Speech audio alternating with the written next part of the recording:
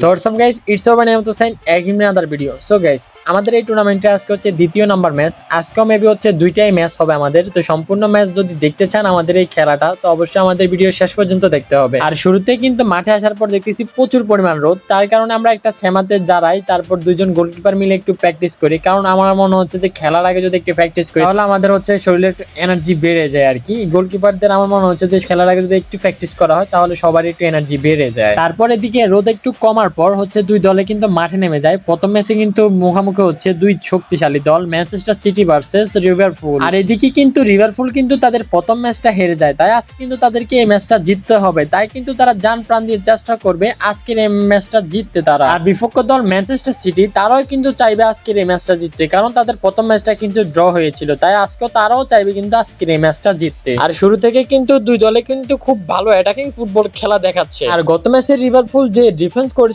যার কারণে তারা 3টি গোল খেয়েছিল, কিন্তু আজকে তাদের ডিফেন্স কিন্তু অনেক মারাত্মক লেভেলের ছিল। দুইটি টিমেরই কিন্তু আজকে ডিফেন্স লাইন অনেক মারাত্মক লেভেলের ছিল, যার কারণে ফার্স্ট হাফে কোনো দলের একটি গোল দিতে পারে নাই। তারপর সেকেন্ড হাফেও নেমে দুই দলে কিন্তু দুর্দান্ত ফুটবল খেলতেছে, তারপরও কিন্তু একটা গোল বের করতে পারতেছে না কোনো দলেই। এরপর ম্যাচের কিন্তু লাস্ট সময় এসে ম্যানচেস্টার সিটি এক স্ট্রাইকার সে কিন্তু দুর্দান্ত একটি গোল দিয়ে দেয়, যে গোলটা ছিল একদম মাথায় নষ্ট। দুই দলের গোল সংখ্যা দাঁড়ায় ম্যানচেস্টার সিটি 1 আর লিভারপুল হচ্ছে 0। আর ম্যানচেস্টার সিটি কিন্তু তাদের গোলের উদযাপনটা বেশিক্ষণ তাদের মুখে হাসি রাখতে পারে নাই, কারণ লিভারপুল কিন্তু কঠিন এক কামব্যাক করে দিয়েছিল। সে একটা গোল দিয়েছিল তাদের লিভারপুলের স্ট্রাইকার। ম্যাচের কিন্তু লাস্ট সময় আসে দুই দলের গোল এবং লিভারপুলের কামব্যাকটা ছিল অসাধারণ। এর অল্প কিছুক্ষণ পরে কিন্তু বেজে যায় রেফারির শেষ বাঁশি, খেলা কিন্তু শেষ, ম্যাচ হয়ে যায় ড্র। আর এখন কিন্তু শুরু হবে সেকেন্ড ম্যাচ। আর এখন দুই শক্তিশালী দল মাঠে নেমেছে, চেলসি বনাম আর্সেনাল। আর আর্সেনাল কিন্তু 3টি গোল দিয়ে প্রথম ম্যাচ উইন হয়েছিল। আর এদিকে কিন্তু সময় বেশি না থাকার কারণে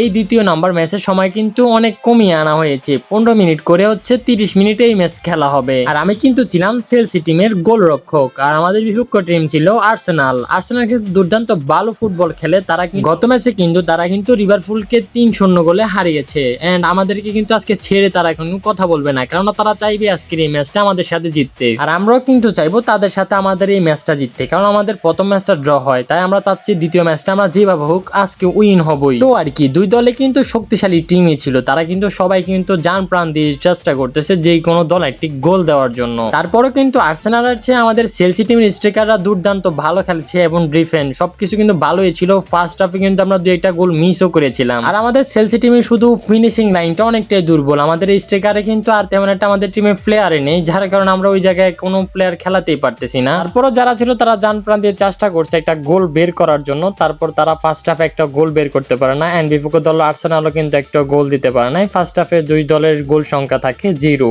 তারপর শুরু হয়ে যায় সেকেন্ড হাফ। সেকেন্ড হাফও কিন্তু দুটি দলে কিন্তু দুর্দান্ত ভালো অ্যাটাকিং ফুটবল খেলতেছে। আর্সেনালের চেয়ে কিন্তু আমরা চেলসি টিমে কিন্তু দুর্দান্ত ভালো কয়েকটা অ্যাটাক করেছিলাম, যেগুলো মারাত্মক লেভেলের ছিল। শুধু আমাদের ফিনিশিং লাইনটা দুর্বল থাকার কারণে কোনো গোলে কিন্তু আমরা বের করতে পারি নাই। এইভাবে কিন্তু অ্যাটাক আমাদের চলতেই থাকে, আমাদের শুধু ফিনিশিং লাইনটার কারণে আমরা আরেকটি গোল মিস করি সেকেন্ড হাফে। এইভাবে কিন্তু সেকেন্ড হাফে দুই দলের কিন্তু দুর্দান্ত লড়াই চলতে থাকে ম্যাচে, তারপরও কিন্তু কোনো দলে কোনো গোলে বের করতে পারে নাই। আস্তে আস্তে কিন্তু অন্ধকার নেমে আসছে, কারণ আমাদের ম্যাচের সময়টাও কিন্তু ধীরে ধীরে চলেও যাচ্ছে, তারপরও কিন্তু দুই দলের কোনো গোলের দেখা মিলছে না। আর এদিকে আমাদের কিন্তু 15 মিনিট করে 30 মিনিটের খেলা কিন্তু শেষ, লস টাইম ছিল 7 মিনিট, টোটাল 37 মিনিটের খেলা শেষে আমাদের ফলাফল হয় 0-0। আর এটাই ছিল টুর্নামেন্টের দ্বিতীয় দিনের দুইটি ম্যাচ। আর কেমন লেগেছে আমাদের এই টুর্নামেন্টের খেলা অবশ্যই কমেন্ট সেকশনে বলে যাবেন। আর যদি পেজে নতুন হয়ে থাকেন তাহলে নিয়মিত পেজটাকে ফলো দিয়ে পাশে থাকবেন। তো দেখা হচ্ছে নেক্সট ব্লগে, ভালো থাকবেন, আল্লাহ হাফেজ।